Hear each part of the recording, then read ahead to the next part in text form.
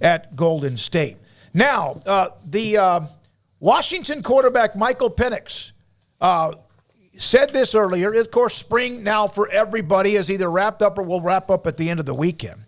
He said, our expectations are a national championship. That's what we all want, and that's what I believe or we believe we can get. Just my confidence.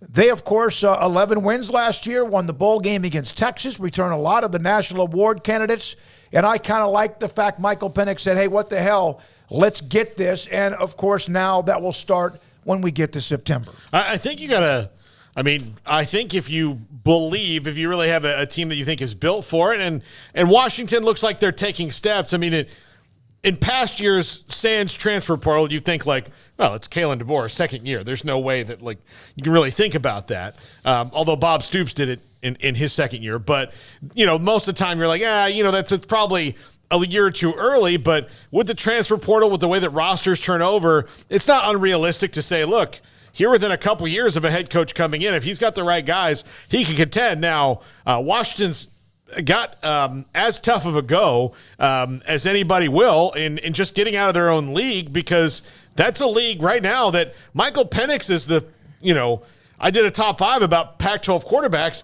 and look, while he was in that list, he wasn't number one. No. I mean, the Heisman Trophy winner's back. The guy who's won the conference 2 years in a row is back. Bo Nix is back. So they're going to, no matter which way they slalom through the league, going to have a tough go to even get out of the Pac-12 unscathed enough to be in the top 4. Now, if we were talking top 12 in a year, I'd be like, yeah, you know what, probably reasonable, but it's pretty tough to be 4th. Craig, last time a Pac-12 team won the national title was that amazing team USC had in 2004. And, of course, the next year thought they were going to win it again until Vince Young and Texas Mac Brown and company said no. Yeah, I mean, I'd be more worried if my quarterback was saying we got no shot at playing for a playoff spot or competing for a national championship. I mean, they only lost 2 games last year, so I don't think it's all that crazy to have high expectations. I mean, I think that's exactly what this season is for. I mean, I don't know that anybody's banking on Baylor going to win the Big 12, but if you go there and talk to those guys, you think they're saying anything but that? Of course not. They all think they can win the Big 12. They all think they can make the playoff. Realistic point of view, they have very little shot of making the playoff or, whatever percentage of making the Big 12. But, if he was playing for, any other number of teams, and maybe that sounds a little crazy and it sounds like just rah-rah, but, I mean, the fact that Washington only lost 2 games last year does lead you to believe that it's entirely possible they could go and put themselves in position to play for a playoff spot or get into the playoff spot of their desire, because they are coming back pretty loaded for Bear, as you mentioned. I mean, getting him back alone is a pretty huge deal. We saw the way their offense went from 2021 to 2022 with him at the helm.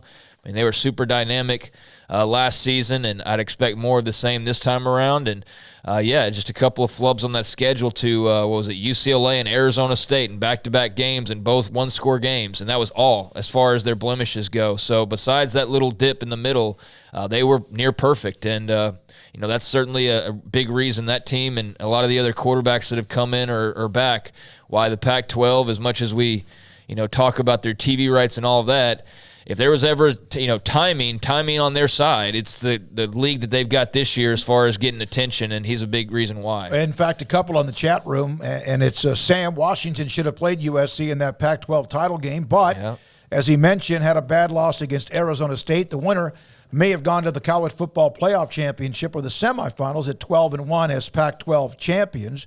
Roger the Dodger almost, but Washington was 10-2 last year in the regular season. And in Paxton's opinion, it's either Washington or USC for the playoffs.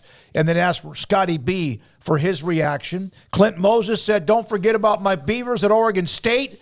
And Scotty B said Oregon State, Oregon are going to be a part of that conversation. So there's a few of you with that. Also, Wet Blanket, Arizona State, the juggernaut with Dillingham there, right? In his alma mater. I didn't even realize that. I know he was at Arizona State. I didn't realize that's where he also was from. I guess I missed that note back when he took that job. No, but look, the Pac-12 is running like we were actually talking about it before the show today about like Oklahoma State early in the season last year in the Big 12. You thought they were a legit contender, then they lost all their starters. But the league was such that early on in the season, you could tell that going completely undefeated in the league was not really going to be something that's going to be entirely possible. And it was impossible because eventually TCU lost as well in the Big 12 title game. Everybody took a lump. And I do think the Pac-12, to me, is shaping up to be that league this year that, look, it's going to be, you're not going to have, look, Colorado was your gimme. Like, they're not going to be contending for the conference title in year one, but they're not a gimme anymore, more than likely. Arizona State was just all over the map. They're going to really probably rack up in the transfer portal. Also not going to be a gimme. Arizona's getting better. So you're not going to have too many of those like, okay, we know that this one will be easier. They're really good quarterbacks all over the league. In fact, I think the two weakest links are the ones in the Bay Area, and we don't really even know that much about them yet.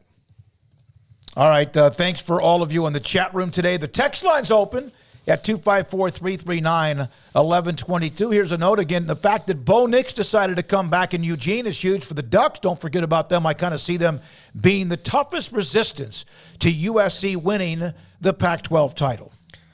Yeah, I mean, how about USC just win it first? I mean, they didn't win it last year. Utah did. How about Utah get mentioned in this whole mix of teams? They're always kind of overlooked. Yeah, aren't they? I mean, that's the team that won it last year. So, yeah, we can list off 7 teams, and that's speaking to the Pac's depth this year. Oregon State. I mean, now that they've kind of established themselves, one of the big gets for Baylor this offseason was A.J. Stewart off that staff, and he's been a nice addition so far, but like what they've got going on up there, and between the hires made this offseason and just what you saw from a lot of the new coaches last year, it's going to be a fun league, an exciting league, and hopefully for their sake, they can take advantage of that and it can actually live up to that hype, and let's see how it works for some of the new faces adjusting. But, I mean, I don't think you could have really added too much more spice than the Pac-12 did this offseason with some of the transfer pickups and just the quarterback filled league that they have now assembled. It's going to be pretty cool to see that. From Neilio, got no problem with Utah either. Just don't know enough about their roster. Who's left from the 2022 team? They'll be fine. They will be fine. They have their quarterback yet again back. From Stephen Hindell,